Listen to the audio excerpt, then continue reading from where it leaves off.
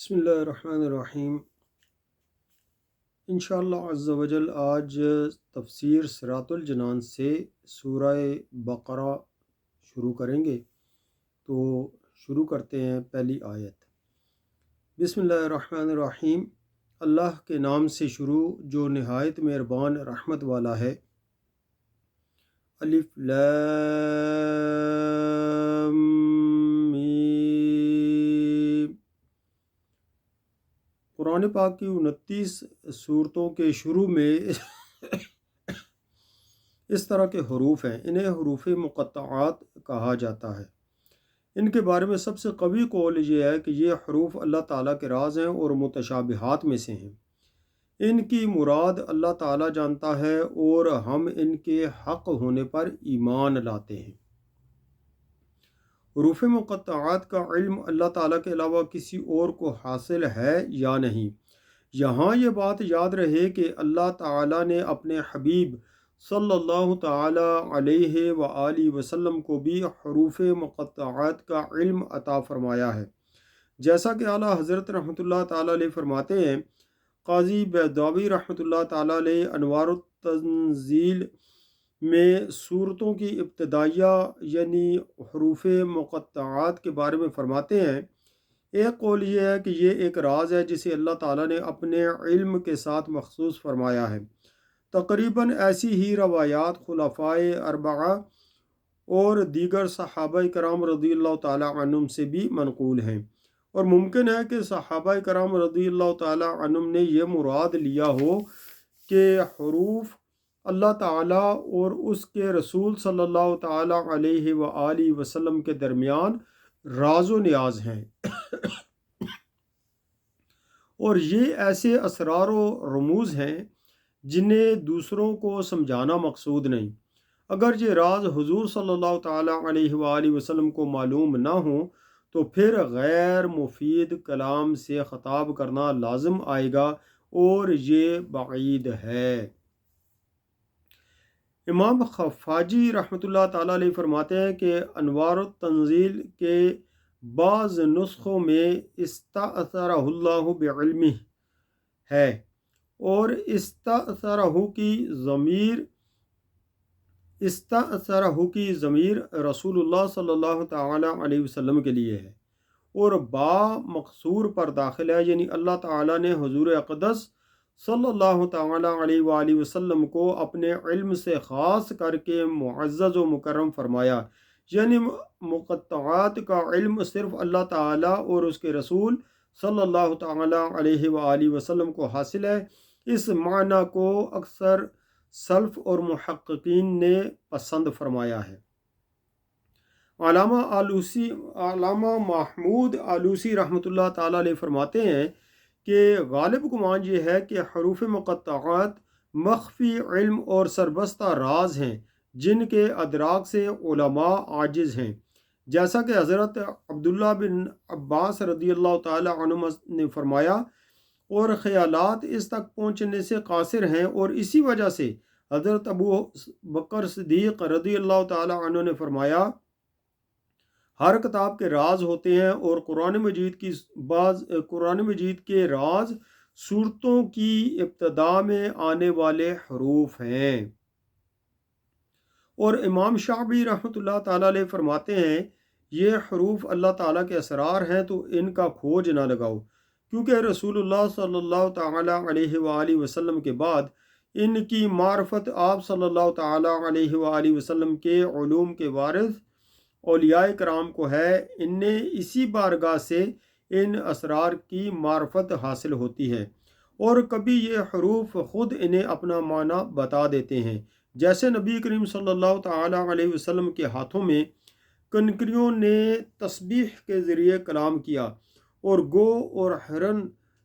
حضور صلی اللہ تعالیٰ علیہ وآلہ وسلم سے ہم کلام ہوئے، جیسا کہ ہمارے آباء و اجداد یعنی اہل بیت رضی اللہ تعالیٰ عنہم سے یہ بات یعنی حروف مقطعات کا علم ہونا صحت سے ثابت ہے۔ بلکہ جب کوئی بندہ قرب نوافل کے درخت کا پھل چنتا ہے تو وہ ان حروف کو اور اس کے علاوہ کو اور اس کے علاوہ کے علم کو اللہ تعالیٰ کے علم کے ذریعے جان لیتا ہے۔ اور جہاں تک اس بات کا تعلق ہے کہ بعض علماء نے یہ کہا ہے کہ اگر ان کا کوئی مفہوم نہ ہو تو ان کے ساتھ خطاب محمل خطاب کی طرح ہوگا۔ یہ بات ہی محمل ہے اگرچہ اسے کہنے والا کوئی بھی ہو، کیونکہ اگر تمام لوگوں کو سمجھانا مقصود ہو تو یہ ہم تسلیم نہیں کرتے، اور اگر صرف ان حروف کے مخاطب کو سمجھانا مقصود ہو اور وہ یہاں رسول اللہ صلی اللہ تعالی علیہ وآلہ وسلم ہیں، تو اس میں کوئی مومن شک نہیں کر سکتا کہ رسول اللہ صلی اللہ تعالی علیہ وآلہ وسلم ان کا معنی جانتے ہیں۔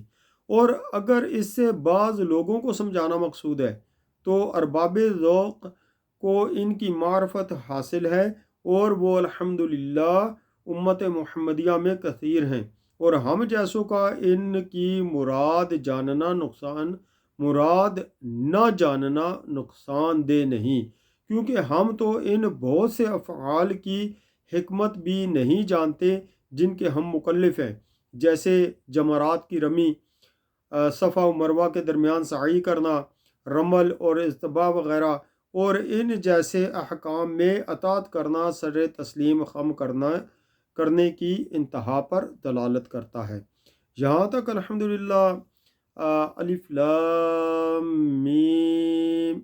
کی جو ہے وہ تفسیر بیان ہوئی، تو انشاءاللہ عز و جل باقی اگلی آیت کی تفسیر دوسری ویڈیو میں ہوگی۔ یہاں میں ایک بات کہنا چاہتا ہوں کہ چونکہ میں کوشش کرتا ہوں کہ تقریباً 10 منٹ کی ویڈیو جو ہے وہ لوڈ کی جائے، اس میں بعض اوقات جو ہے وہ تفسیر تھوڑی لمبی ہو جاتی ہے، تو پھر تقریباً 9-10 منٹ کی میں ایک پہلا حصہ لوڈ کرتا ہوں، اور پھر جو ہے وہ دوسرا حصہ اس کا لوڈ کیا جاتا ہے۔ اور جو اس میں بعض باتیں چونکہ مشکل ہوتی ہیں تو جو میری سمجھ میں آتی ہیں تو ان کو میں آسان جو ہے وہ ترجمہ کے ساتھ یا اس کا معنی بتا کر تو اسے آسان کرنے کے لیے جو ہے وہ کوشش کرتا ہوں۔ اور پھر ہمارا یہاں پہ یہ بھی مسئلہ ہو گیا ہے کہ تقریباً 30 سال سے جو ہے وہ میں ادھر UK میں ہوں، تو پاکستان میں جب ہوتے تھے تو چونکہ اردو بولتے تھے، اردو پڑھتے تھے، لکھتے تھے، تو ہماری زبان اردو پر بیٹھی ہوئی تھی، اور الفاظ جو ہے وہ بالکل باقاعدگی سے جو ہے وہ ادا ہوتے تھے۔ لیکن جب ہم اس ملک میں آئے، اس ملک میں سیٹل ہو گئے، تو پھر میرے بھائیوں بہت عجیب سی کھچڑی پک گئی ہے۔ ابھی جو ہے وہ بعض آسان سے الفاظ بھی جو ہے وہ ہماری زبان پر نہیں چڑھتے ہیں، چونکہ 30 سال تک جو بندے 30 سال تک 40 سال تک جو ہے وہ اپنی زبان دوسری یعنی استعمال کرنا شروع کر دیں، جس طریقے سے ہم یہاں پہ اکثر پنجابی استعمال کرتے تھے، اور اس کے علاوہ ہمیں انگلش میں بات چیت کرنی پڑتی ہے ادھر ادھر، تو اس وجہ سے ہماری جو لینگویج ہے اردو لینگویج میں وہ بہت زیادہ فرق پڑا ہے۔ تو اس کی اہمیت وہی سمجھ سکتا ہے کہ جو پردیس میں گیا ہو، وہاں کی مختلف لینگویج ہو،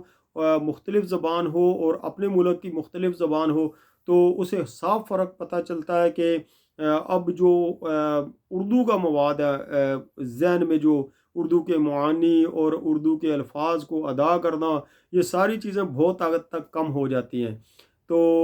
میری اس معذرت کو قبول فرمائیے گا۔ انشاءاللہ جو ہے وہ یہ میں نے ابھی شروع کیا ہے، تو پڑھنا جو پہلے بھی جاری رہتا تھا کچھ نہ کچھ، لیکن ابھی میں کوشش کرتا ہوں کہ بہت زیادہ ٹائم پڑھنے پہ دیا جائے، تو اس سے انشاءاللہ عز و جل واپس جو اردو کے الفاظ ہیں وہ ذہن میں آتے جائیں گے، اور انشاءاللہ سیکھتا رہوں گا۔ تو اللہ تعالیٰ مجھے اور آپ کو عمل کرنے کی توفیق عطا فرمائے، آمین بجاہ النبی الامین صلی اللہ تعالی علیہ وآلہ وسلم۔